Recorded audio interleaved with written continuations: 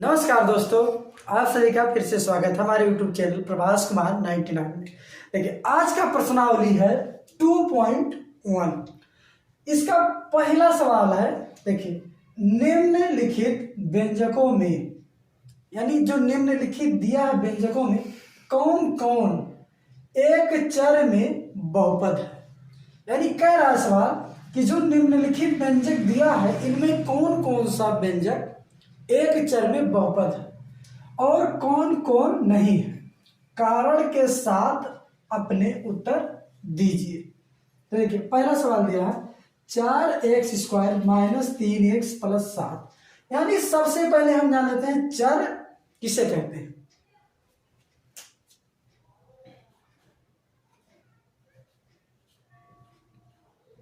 तो देखिए, चर जिसका मान परिस्थितियों में बदलता है चर कहलाता है।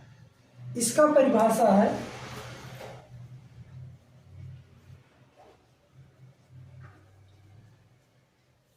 जिसका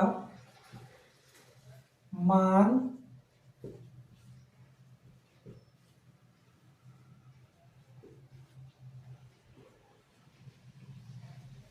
परिस्थितियों में बदलता रहता है चर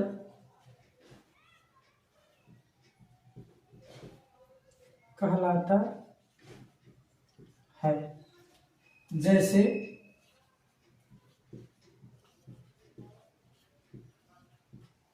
एक्स वाई जेड। देखिए, एक्स वाई जेड का मान परिस्थितियों में बदलता रहता है। जैसे देखिए, दिया है 6x = 6, तो इसका मान कितना आएगा, x = 6/6, तो कट जाएगा तो x बराबर आएगा 1। अब अगर मान लेते हैं 7x = 14 दिया है, तो x बराबर कितना आएगा 14/7। 7 एकम 7, 7 दूना 14, यानी x बराबर आएगा 2। तो देखिए, इस चर का मान 1 है और इस चर का मान 2 है। देखिए, आप सब स्क्रीनशॉट ले लीजिए इसका परिभाषा। तो देखिए, पहला सवाल दिया है 4x² - 3x + 7y। तो देखो, चर के घात कितना है, पूर्ण संख्या 2 है। तो देखिए, जिस चर पर पूर्ण संख्या है वह बहुपद है। देखिए, 0, 1, 2, 3 ... अनंत, यह हमारा क्या है, पूर्ण संख्या है। अगर पूर्ण संख्या चर पे घात है तो वह क्या है, बहुपद है। तो देखिए, x पे घात 2 है तो यह एक चर में बहुपद है। देखिए, x एक ही चर है तो क्या है, एक चर में बहुपद है। तो देखिए, लिखते हैं अतः 4x² - 3x + 7। देखिए, यह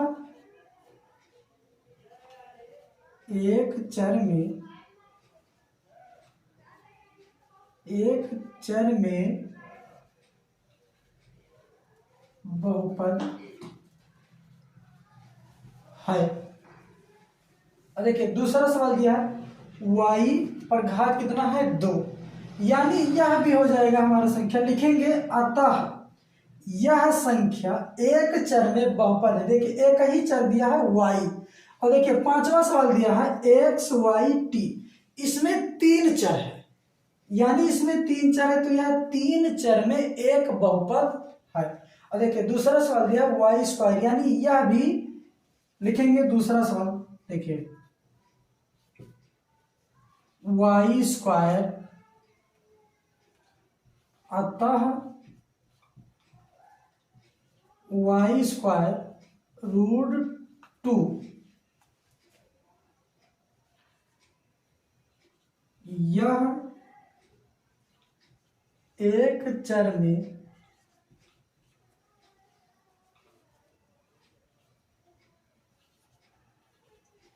बहुपद है। अब देखिए तीसरा सवाल दिया है,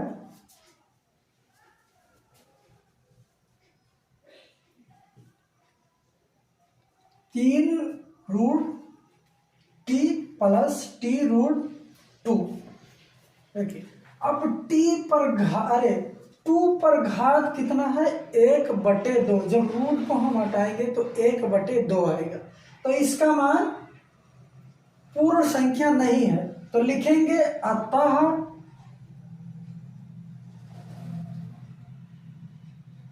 तीन root t plus t root 2। यह देखिए एक ही चर इसमें भी है, टी और टी एक ही चर है, लेकिन यह एक चर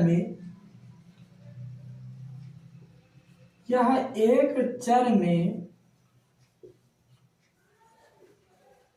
बहुपद नहीं है।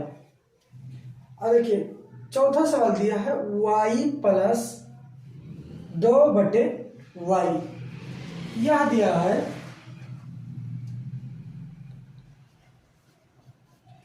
इसका भी घात पूर्ण संख्या नहीं है। देखिए इसमें y प्लस 2/y दिया, तो इसका भी पूर्ण संख्या घात नहीं है, तो लिखेंगे अतः y प्लस 2/y यह एक चर में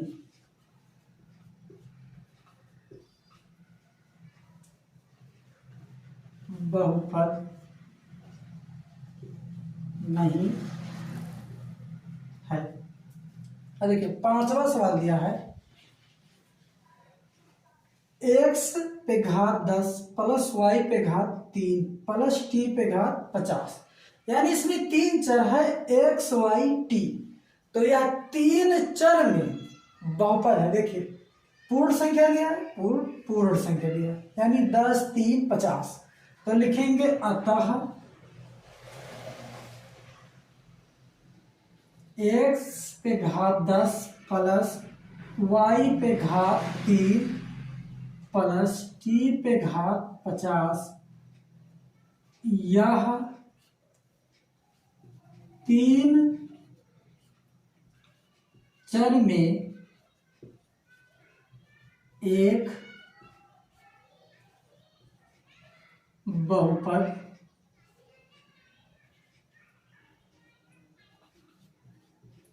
है।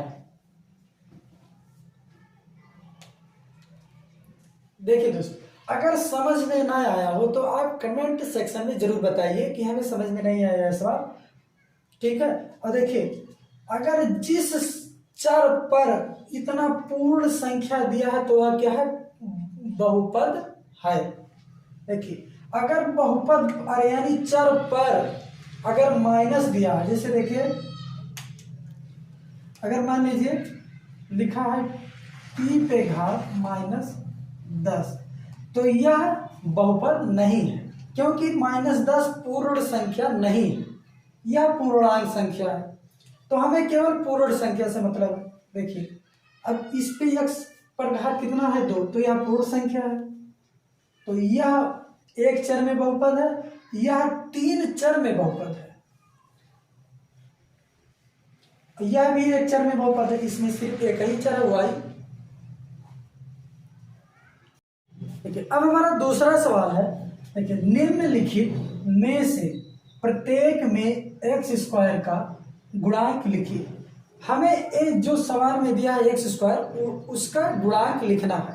तो देखिए अगर कहीं लिखा रहे x², तो अगर फिर लिख दें हम a गुणे x², तो इसका जब हम गुणा कराएंगे तो कितना आएगा, x² आएगा। अब मान लीजिए लिखा है कहीं 6x, तो यानी 6 गुणे x, जब हम 6 का गुणा x में कराएंगे तो कितना आएगा 6x। यानी इसमें x का गुणांक कितना है 6 है, और इसमें x स्क्वायर का गुणांक कितना है 1 है।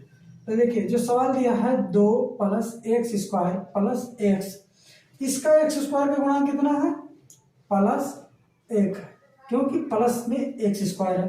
और देखिए दूसरा सवाल दिया है 2 minus x square plus x cube, तो देखिए माइनस एक्स स्क्वायर है, तो इसका गुणांक कितना है -1, यह है हमारा आंसर। और देखिए तीसरा दिया है एक्स स्क्वायर का गुणांक कितना है, तो देखिए गुणे में यही तो है, तो कितना होगा π/2। और देखिए चौथा सवाल दिया है कि √2x -1, तो देखिए इसमें एक्स स्क्वायर है कहीं नहीं दिख रहा है, तो एक्स स्क्वायर नहीं है, तो इसका एक्स स्क्वायर का गुणांक कितना हो जाएगा 0 मान लीजिए।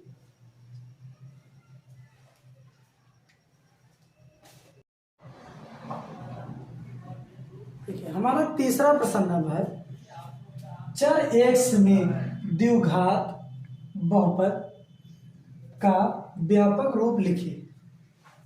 तो देखिए बहुपद का व्यापक रूप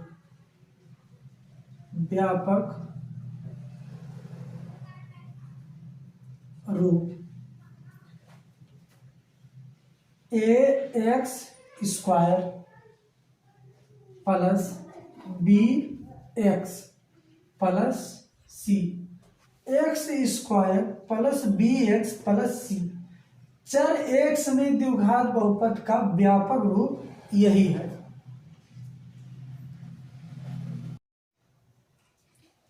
अब हमारा चौथा प्रश्न दिया है, देखिए दिया 35 के घात द्विपद यानी जिसमें 2 पद हो और 100 का घात के 1 पद यानी जिसमें 1 पद हो का एक उदाहरण दीजिए, यानी दोनों घात का हमें एक उदाहरण देना है। तो देखिए द्विपद और एक पद किसे कहते हैं।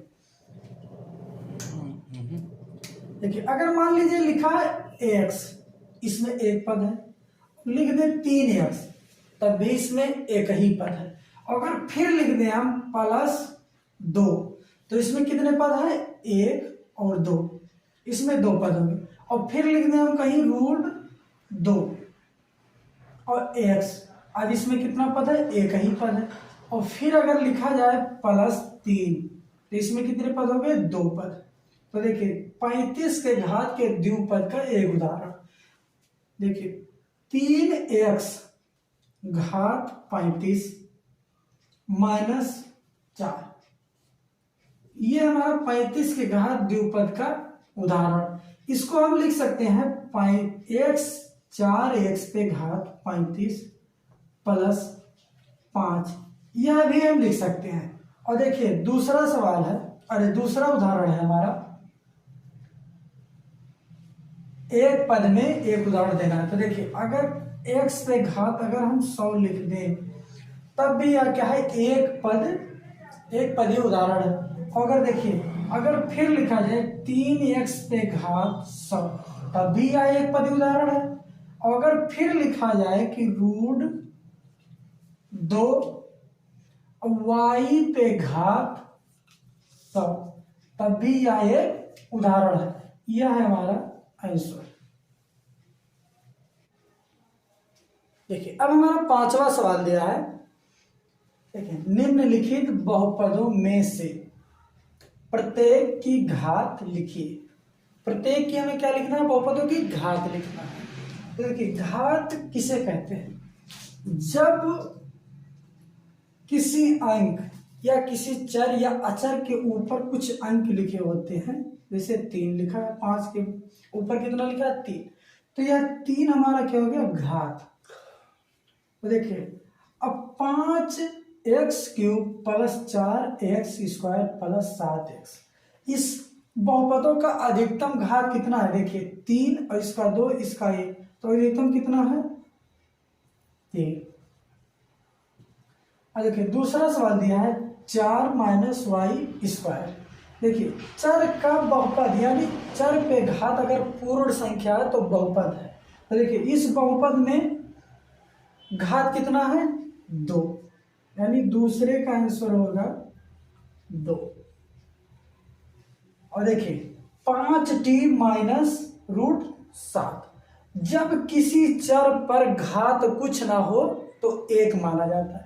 देखिए चर है और इसका घात कुछ भी नहीं दिया है तो क्या होगा 1, यानी तीसरे का हमारा जो आंसर होगा वह 1 होगा। और देखिए जो 3 दिया है, अगर अचर संख्या पर घात कुछ ना हो तो उसका 0 होता है, यानी चौथे का आंसर होगा 0।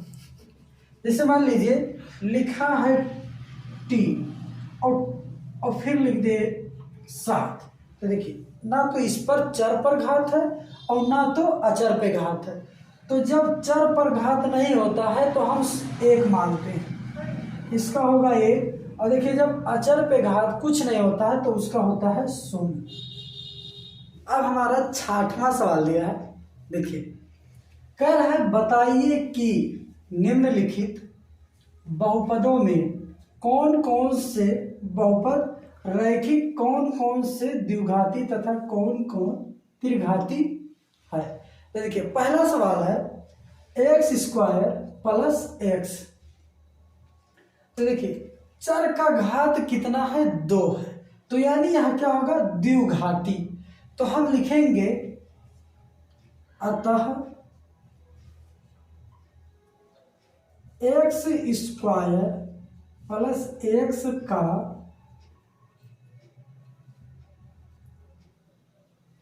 अधिकतम घात कितना है 2, इसलिए यह क्या होगा द्विघाती।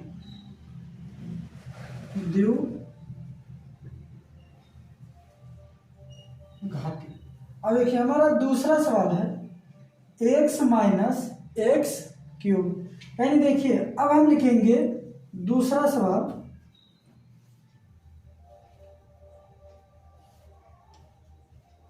अतः x - x³ का अधिकतम घात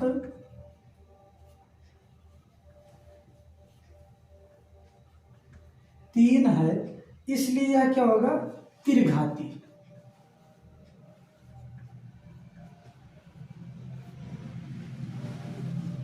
अब देखिए तीसरा सवाल है हमारा y + y² + 4।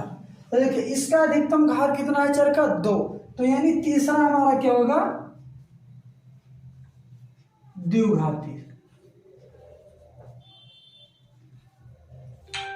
और देखिए यह है हमारा 1 +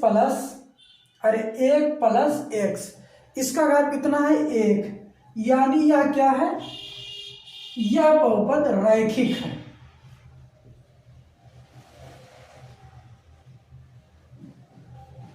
रैखिक यह भी क्या है, देखिए लिखा है 3t, यानी इंटू में है गुणे के रूप में। तो देखिए यह भी क्या है रैखिक है।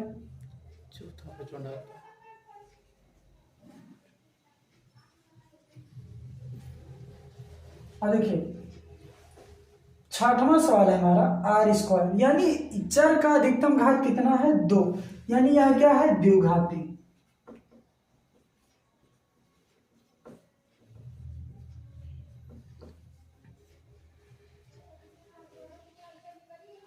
और देखिए फिर दिया है 7वां, यानी 7x³, यानी 7वां हमारा होगा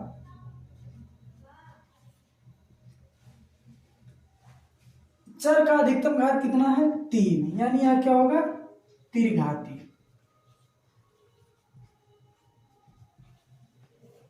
अब देखिए ये जो चौथा सवाल दिया है 1 + x, यानी यह 1, यानी ना तो यह द्विघाती है ना त्रिघाती है।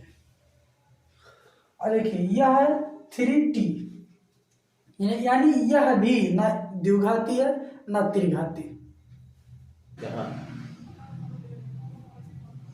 देखिए अब हमारा अगला सवाल है, कह रहा है निम्नलिखित प्रत्येक बहुपद को मानक रूप में लिखिए।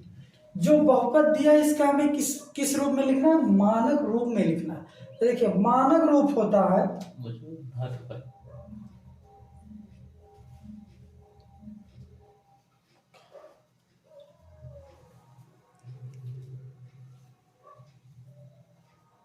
मानक रूप होता है बराबर a x square plus b x plus, ये होता है हमारा मानक रूप का सूत्र। तो देखिए एक्स स्क्वायर यानी जो घात बड़ा है वह हमें पहले लिखना है। तो देखिए 3x यानी पहला सवाल हमारा होगा 3x प्लस 5। और देखिए दूसरा सवाल है हमारा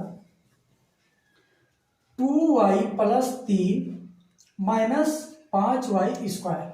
देखिए 5y स्क्वायर यानी ये एक्स स्क्वायर, तो माइनस 5y स्क्वायर। देखिए हम घटते हुए क्रम में लिखेंगे। देखिए ये एक्स स्क्वायर और 5y स्क्वायर, इसका घात 2 है। और फिर हम लिखेंगे प्लस, देखिए इसका घात 1 है यानी 2y। और देखिए प्लस 3 यानी देखिए इसका घात, जिस चर पर घात कुछ ना हो तो उसका 1 होता है, और जब अचर पर कोई घात कुछ ना हो तो उसका 0 होता है। तो देखिए 2 1 0। और देखिए तीसरा सवाल है हमारा, लिखा है x पे power 4 minus 3x square plus 1। इसको हम लिखेंगे 4x square minus 3x square plus 1। देखिए पांचवा दिया है, अचर दिया है, इस पर घात कितना है 0, यानी इसको हम 5 का 5 ही लिखेंगे। यह है हमारा आंसर। और देखिए पांचवा दिया है 1 माइनस 2y प्लस 3y पे पावर 6। देखिए इसको हम लिखेंगे, देखिए लिखा है ये एक्स स्क्वायर यानी 3y पे घात 6। फिर लिखेंगे घात, देखिए इसका छोटा है तो माइनस 2y, और फिर लिखेंगे प्लस 1। देखिए एक हमारा प्लस में है इसलिए हम प्लस में लिखेंगे। और देखिए माइनस 2y तो माइनस 2y, ये हमारा आंसर। अब देखिए